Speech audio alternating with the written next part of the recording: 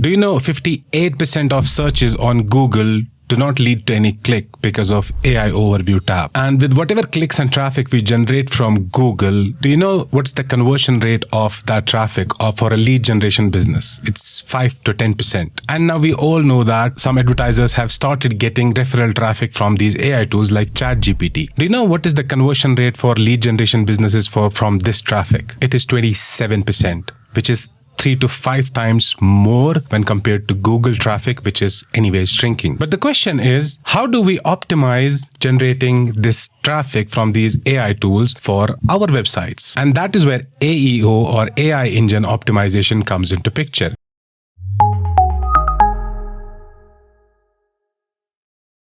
So in this video, we're going to understand the core differences between SEO and AEO, and how do we make sure that these AI tools find us, understand us, trust us, and prefer us. See, to win this new game of AI mentions, ranking, and traffic, it boils down to 5 different factors. Let's talk about the first one, which is crawlable. See, this is the foundation, because if your content cannot be accessed, parsed, or indexed, nothing else matters. Technical SEO is a very important part even in AEO. Clear site architecture matters, accessible content matters, indexable pages matter, and clean internal linking matters in this category. This technical SEO does not win the game for you anymore, but it gets you started in the game. Now let's jump into the second point, which is understandable. And this is where the problem starts, because most of the websites are filled with polished nonsense, which used to matter. The one very important thing about content that is rewarded by these AI tools is clarity.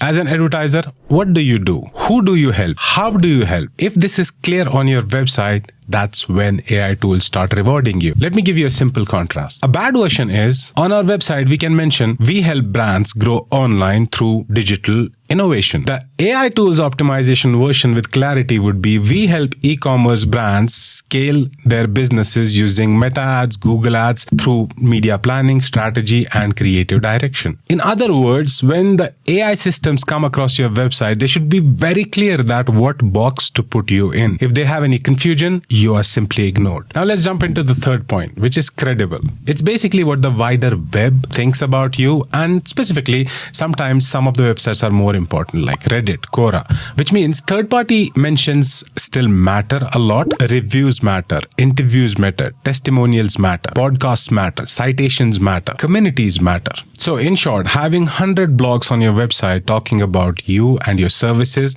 does not matter as much as 3 other websites or podcasts or any other sources mentioning you or in any other community. Now that we are talking about what drives the visibility on AEO, I want to take a minute and recommend this playbook called HubSpot's Early Signs Guide to AI Engine Optimization. And you can download it completely for free from the link in the description below. This playbook shares proven strategies to optimize your content for AI-powered discovery with practical examples. You will learn how to create content and position your brand so it appears in AI engines like ChatGPT, Cloud, and more. And this playbook is beautifully divided into chapters which explain step by step what is AEO, why is AEO becoming important, how do AI engines choose answers and mentions, AEO essentials you should implement across all your digital channels, and how to customize your content based on different factors. And my favorite part about this playbook is that you get a free and ready to use template to optimize your content for AEO. It covers most of the web pages, whether it's a product page, blog page, comparison page, case study, or anything else. And this free playbook was created by HubSpot, who is also sponsoring this video. So back to our list. Now let's talk about the fourth one, which is citable. If your content, no matter what kind of content, text, video, images,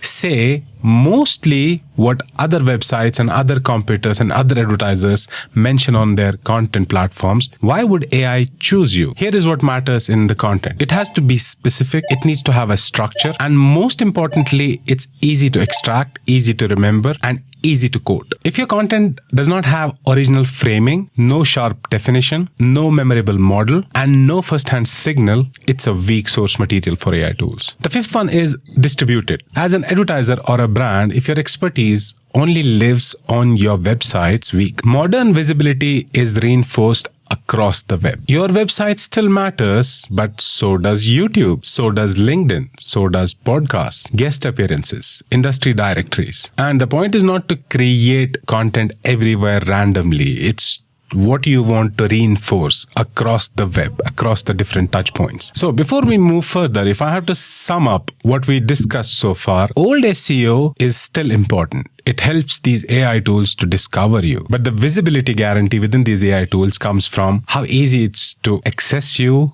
quote you, and what is the broader perspective of internet about you. Let me give you some examples. Let's say a website publishes 50 blog posts a month, targeting obvious search terms. Let's say they're technically decent when it comes to technical SEO. But every blog is generic. No strong point of view, no original data, no clear frameworks, no real examples. The content may rank on Google search, but it's a weak source material, so it will never find its way on AI tool mentions. Though it's easy to index, but it's harder to trust. Now go to Google and search for 2026 digital marketing trends. You will see a lot of pages ranking on the top. But when you go to any AI tool, let's say ChatGPT, Perplexity, search for the exact same thing, and you will see whatever mentions you have there will be one common thing among those. They all have original content and they don't talk generic stuff. All of them have a very strong narrative. So what does it mean for us? I'll give you an example. In the older days, when we used to create blogs for our clients or on our own website, the one thing we used to always, the first thing, the starting point used to be always,